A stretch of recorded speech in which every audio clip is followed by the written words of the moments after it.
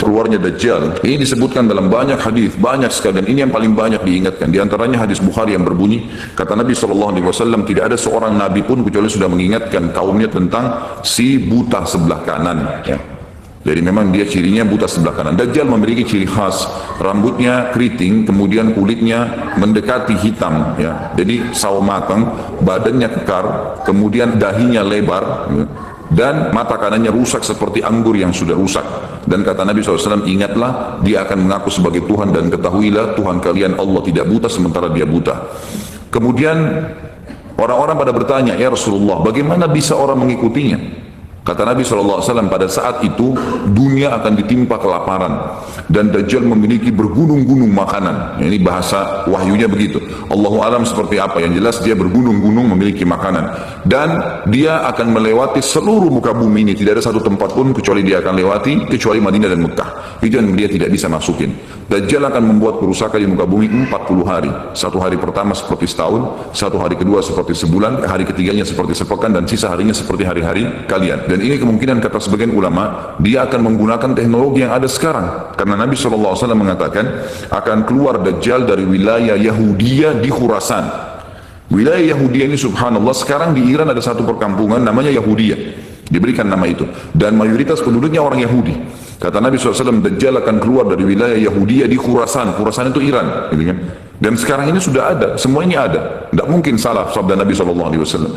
Dikatakan akan keluar dan diikuti dengan 70.000 orang Yahudi.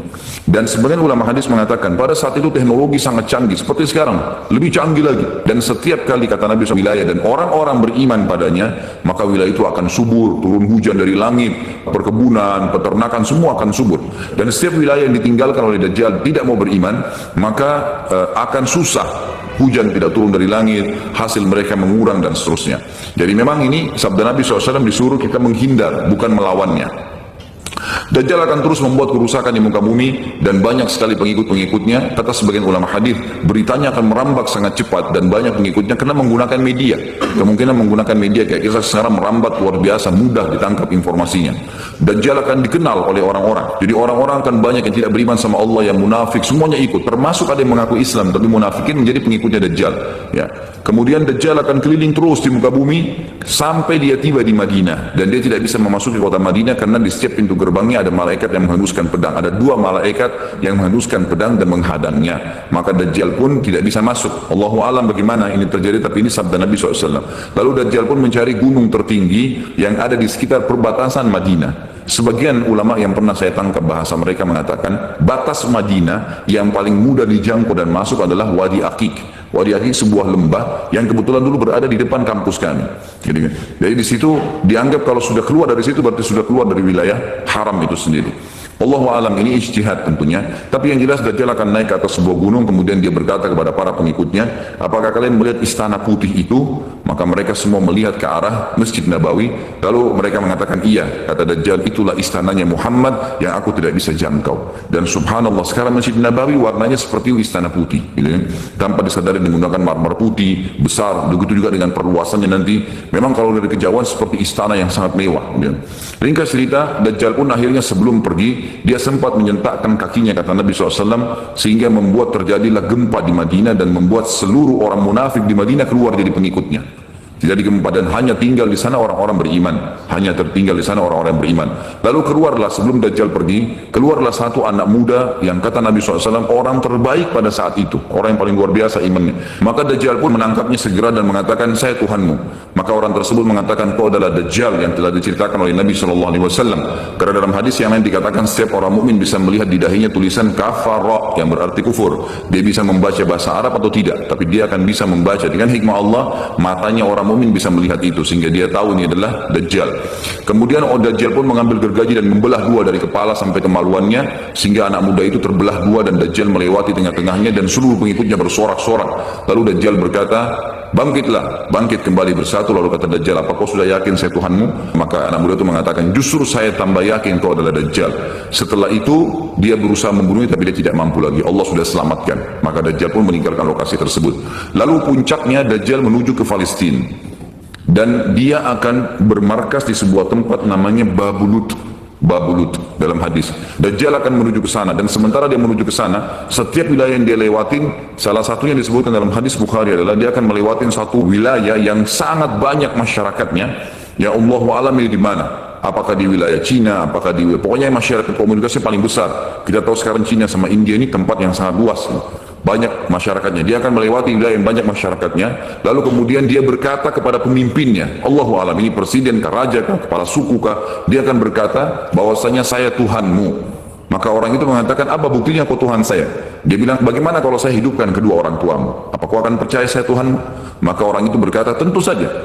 Ada Dajjal, tunjukkan kuburannya. Tunjuk kuburannya, lalu Dajjal mengatakan, keluarlah.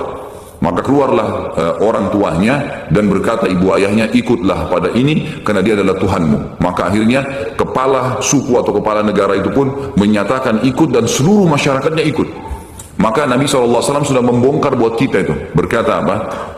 Itulah dua syaitan yang menjelma untuk menipu manusia. Untuk menipu manusia. Dan itu puncak terakhir sekali sebelum Dajjal menuju ke Israel. Lalu kemudian dia menuju ke Palestina. Tapi disebutkan di sana, dikatakan Palestina dalam hadis. Lalu menuju ke sebuah wilayah yang namanya Babulut tadi. Lalu Dajjal berpesta pora di sana dengan pengikut-pengikut yang mentuhankan dia. Dia berikan makanan, kaya raya, segala macam dia bisa lakukan, fitnah, gitu kan. Akhirnya keluarlah pada saat sementara dia berjalan ke Babulut dan tiba di Babulut, keluarlah di Madinah Mahdi. Dan Mahdi ini adalah keturunan Nabi SAW, tadi saya bilang, keluar dari Madinah, kemudian Allah memperbaiki dia dalam sehari semalam. Kata sebagian ulama hadis, Allah berikan petunjuk sehingga dia menjadi baik langsung, gitu kan. Tadinya dia faham agama tapi belum diaplikasikan, sekarang dia langsung Allah SWT ubah menjadi orang yang saleh dalam sehari semalam. Lalu kemudian dia jalan. Ada banyak riwayat yang menyebutkan ciri-cirinya. Di telapak tangannya ada seperti bekas ya, tanda lahir. Tapi yang jelas yang paling mendasar mirip dengan Nabi SAW. Alisnya seperti busur panah, kulitnya putih, orangnya tinggi, besar, kekar, gitu kan. Dan tadi turunan Nabi SAW namanya Muhammad bin Abdullah. Maka dia pun akhirnya didatangi oleh orang-orang yang pada saat itu sudah tahu tentang keluarnya Dajjal, sudah informasi menyebar. Maka mereka juga sudah tahu ada orang yang akan membentuk pasukan dari Madinah namanya Muhammad bin Abdullah. Lalu mereka carilah keturunan Nabi SAW itu, lalu ditemukan. Lalu mereka mengatakan, engkau lah yang telah ditunjuk oleh Nabi SAW. Maka keluarlah memimpin kami untuk memerangi Dajjal. Dia pun awalnya menolak sampai dia pergi ke Mekah, kata Nabi SAW, lalu diikuti oleh 300 orang masyarakat membaiatnya. Lalu terbentuklah pasukan muslimin yang tidak Allahu alam berapa jumlahnya pada saat itu. Lalu mereka menuju ke Palestina, melewati negeri Syria, dan akhirnya mampir di Masjid Darul Bayda tadi, menara putih yang tujuannya untuk mengerjakan sholat asar. Dan pada saat itu terjadilah tanda-tanda kiamat besar. Ketiga, Isa alaihissalam akan turun. Kata Nabi SAW, Isa alaihissalam akan turun, rambutnya basah, meneteskan air, dan memegang dua sayapnya malaikat. Sebagian ulama hadis mengatakan pada saat itu kaum mukminin akan melihat malaikat yang membawa Isa alaihissalam. Kemudian dia turun dan dia masuk. Kemudian kata Nabi SAW, Mahdi adalah salah satu orang yang Nabi sholat jadi makmum di belakangnya. Karena waktu turun Nabi Isa, orang sudah tahu semua ini akan turun. Lagi berkumpul gini mau sholat, pas mau iqamah sholat, Isa AS turun. Dan orang-orang sudah mengatakan Isa sudah datang. Jadi informasi pasti, bukan lagi yang diragukan. Bukan masih nebak ini Isa atau bukan, mereka sudah tahu. Lalu kemudian Mahdi mengatakan, silakan memimpin, hai Nabiullah. Kata Nabi Allah, imam dari diri kalian, dari kalian sendiri, dari kaum muslimin. Maka akhirnya dia pun menjadi imam. Kemudian terbentuklah pasukan tersebut, tiba di Babulut. Pada saat tiba di Babulut, ya, tiba di Palestina, maka Dajjal tidak tahu yang datang ini siapa. Disebarkan berita oleh pengikutnya mengatakan, hai Dajjal, sudah datang pasukan yang ingin memerangi kita. Lalu Dajjal mengatakan, siapa yang berani mengalahkan saya? Siapa yang bisa? Bukakan pintu gerbang, kita tantang. Dia nggak tahu kalau Isa alaihissalam yang datang. Dia sengaja nunggu di pintu gerbang untuk menunjukkan, mendemonstrasikan kemampuannya di depan para pengikutnya. Ternyata waktu dibuka pintu gerbang, Isa alaihissalam di depan pasukan muslimin. Dan akhirnya begitu melihat Isa, dia coba melarikan diri dan badannya meleleh seperti melelehnya lilin, gitu kan? Jalan terus meleleh sampai akhirnya Isa alaihissalam mengejarnya sambil mengatakan, wahai musuh Allah, sudah saatnya kau mati. Diletakkan di tanah, ditekan oleh Isa alaihissalam, lalu kemudian ditombak di antara dua matanya dengan tombak emas, yang akhirnya membuat Dajjal mati. Pada saat itu pun Yahudi mengetahui masalah itu, sehingga mereka menyebar, ya, dan Isa alaihissalam sudah tahu instruksi dari Allah untuk membunuh semua pengikut Dajjal. Maka semua pun pengikut Dajjal dari Yahudi ini menyebar di bawah pohon, di atas batu, dan semuanya akan berbicara mengatakan, hai muslim, ini Yahudi, bunuhlah dia. Maka semuanya pun dibunuh oleh kaum muslimin kecuali satu pohon garkat. Pohon garkat ini pohon yang punya duri dan buahnya pahit. Garkat ini tidak bicara, hai muslim, ini Yahudi. Tapi orang Islam pada saat itu, kata ulama hadis, mengetahui kalau ini pohon garkat. Jadi memang sudah punya gambaran, sehingga walaupun sembunyi di pohon karka tetap akan dibunuh oleh kaum muslimin. Karena orang-orang Yahudi tidak mengikrarkan syahadat. Mereka walaupun sudah tahu kebenaran, mereka memang tidak mau syahadat. Makanya Nabi SAW mengatakan, jangankan Isa AS, Nabi Muhammad SAW saja di zamannya, kata beliau, kalau ada 12 orang dari Yahudi yang mengucapkan syahadat, beriman pada saya, maka seluruh Yahudi akan beriman. Saking sulitnya. Jadi kebodohan orang Yahudi tahu kebenaran ini, tapi mereka tidak beriman. Makanya wajar Ibnu Abbas berkata dalam nama, ghairil maghdubi alaihim, bukan orang yang bermuka, adalah orang-orang Yahudi karena kebodohannya.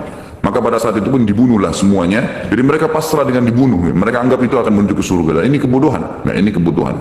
Maka pada saat itu selesailah urusan orang-orang Yahudi ini, dan Isa alaihissalam akan memimpin di muka bumi selama, ada riwayat mengatakan 7 tahun, ada yang mengatakan 40 tahun.